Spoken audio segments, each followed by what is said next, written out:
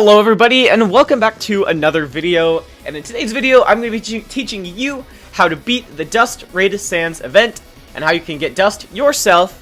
And I'm also going to be teaching you how to get Hyperdust, and I'm also going to be showing you the strat that really worked for me with doing this Dust Raid event. I sort of figured it out. I tried my best to figure out a good way to do this, and I think I got a really good strat. Now, before we get into this, this is going to be a glitchless thing. There aren't going to be glitches done in this. This is just going to be a base game strategy and how just basically to beat it. Then I'll be going and showcasing you the new character Hyperdust. So if you want to figure out where these times are, the blue will be me showcasing, or me figuring out how to beat the event. The Dust Raid SANS fight, it'll be a blue outline on the screen. It'll be showing you how to beat that. I'll also be teaching you the strat. The red outline will be me showcasing Hyperdust and the second part of the video, I guess. So yeah, if you like the video, smash subscribe, smash like. Anywho, let's get straight into the video.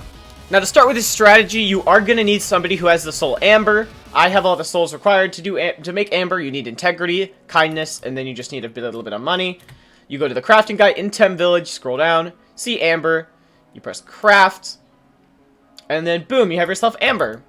But yeah, you need an Amber for this strat for this to work at all. So if you don't have Amber, or your friend doesn't have Amber, just try and find somebody who does. There's a helpful raid channel in the official Discord server for this game where you can do dust raids. I recommend checking that out. I'll leave a link in the description below. But yeah, you need Amber for this purely because of the second attack called Kindness. You use it and it heals all your allies in this circle. Now, this is pretty laggy for other players, but it's pretty smooth for Amber character players. I don't know why, just I guess server client side stuff, I don't know. Now, for this strat, you need 1 Amber and a minimum of 2 dust corridors. Now, the reason you need 2 dust corridors is because of their phase transition. On phase 2, it's not a health-based character, it's a time-based thing. So the strat... Now, I'm editing that video, and I'm realizing I did a terrible job to explain the next part of the video you're about to see, which I'm just going to cut out and replace with this. But I did a terrible job trying to explain how my strategy, or the strategy pretty much worked, so I'll just pretty much just use soda cans, because why not? I didn't really have anything else, so we're just gonna go with this. So, these are your 2 dust corridors right here, these 2 Pepsi cans.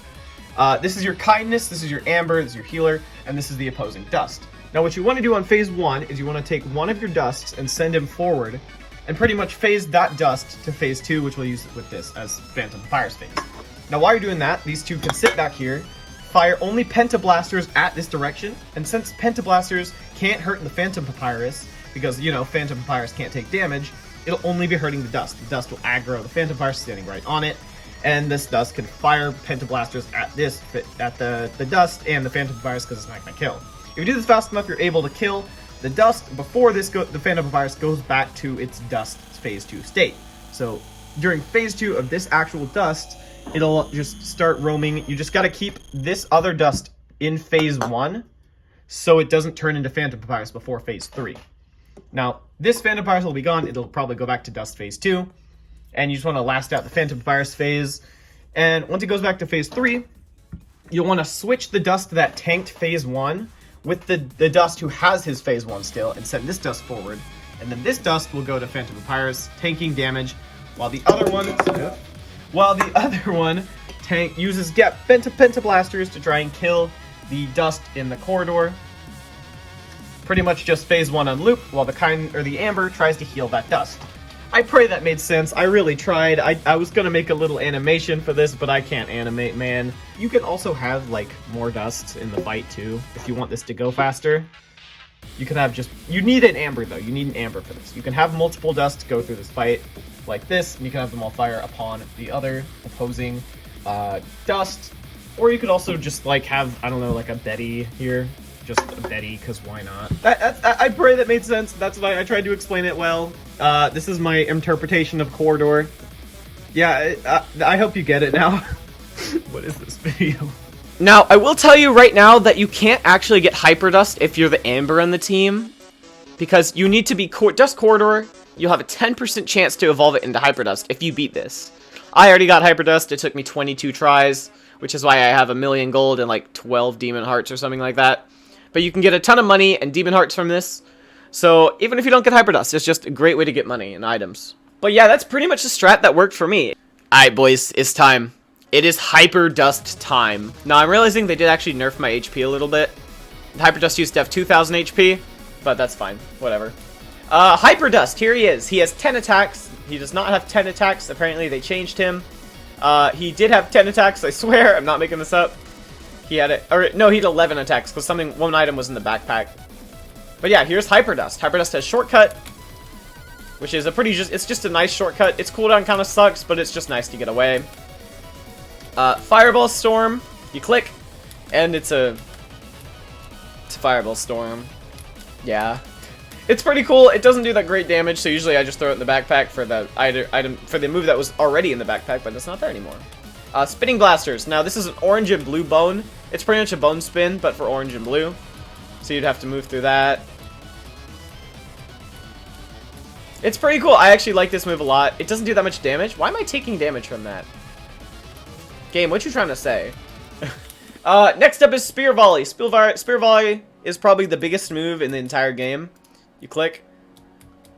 Okay, they hard nerfed this character. I promise. What happened?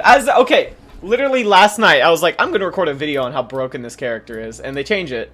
Nice. Well, now Spear Volley is a smaller version of what it used to be. It used to be a huge mess of spears, all going to one position. But that's actually cool. I like that, how it's smaller. Next up, we have Chaos Barrage. I don't know what this does. Okay, it's the same. So it makes blue zones, blue spikes, and it does spears that shoot all around. Mediocre cooldown. Those blue zones do a lot of damage. It's a pretty cool move. Blaster Circle, you click, and it spawns a Blaster Circle. This does good damage, but the Pentablaster does more, so it's not necessarily worth using. Dual Strike is a melee move where you just click, and it uses two melee weapons. It does pretty cool. It looks nice. Bone Field is a Bone Field. If you've done the Dust Fight, you'll know what this move is. It just spawns bones randomly around. Can get annoying for opponents, which is why it's nice. Bone Spin. This spawns a bone. As it kind of acts like a boomerang, and it'll come back. It'll go forward, and it'll come back again. It's a pretty cool move. It does it again, apparently. It's a pretty cool move. It's nice to get in the way of your opponent and kind of mess them up. I like it a lot. I don't use it. The only move I really use are Shortcut and Pentablaster, which is what we're doing now. Pentablaster, you click, and it fires 5 blasters. This is the most broken move you can have, because this can do upwards of 3,000 damage to enemies. It absolutely shreds through Papyrus and bosses like that, which is absolutely awesome. It's amazing. Oh, and whenever you get Hyperdust, this is the only way you're going to be able to go through your evolution list and go back to dusts you previously acquired. You have to get Hyper. Corridor will not let you do this. So if I wanted to go be Dust Sans Runes, I could go be Dust Sans Runes. Very nice, very nice. And if you guys like this video enough, I might do a showcase on each dust level. So I'll be doing Runes, Snowden, Hotlands, Corridor, and I already did Hyper. I already did Corridor, actually. Oh. And that is my Hyperdust showcase / guide on how to beat the Dust raid boss. Now, I apologize if it was a little confusing. I'll be showing how this strat actually worked in a stream. Or I did show this strat how it worked in a stream on Monday. But yeah, that's it for today. Have a good day. Subscribe if you're new. Adios amigos. That was the no. Ah!